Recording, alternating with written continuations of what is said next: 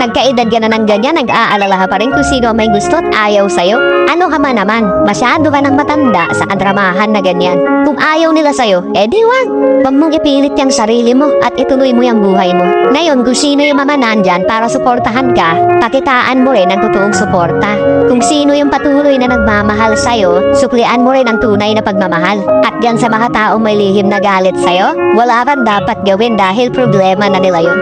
O anong naging bunga ng sobrang pagiging galante mo? Ngayon na ikaw naman ang tapos, paano yan? Andyan pa ba yung mga taong nakinabang sa'yo? Di ba wala? Naging masyado kang mapagbigay. Humusbiyaya ka na akala mo wala ng katapusan. Di hindi ka malang nagtira dyan para sa sarili mo. Di ka naman tinuturuan na magdamot, pero sana tandaan mo na sa panahon ngayon, hindi ka pwedeng kapusin at mawalan dahil napakahirap at napakabigat sa pakiramdam na walang taong gustong tumulong sa'yo sa oras na ikaw naman ang mangailangan.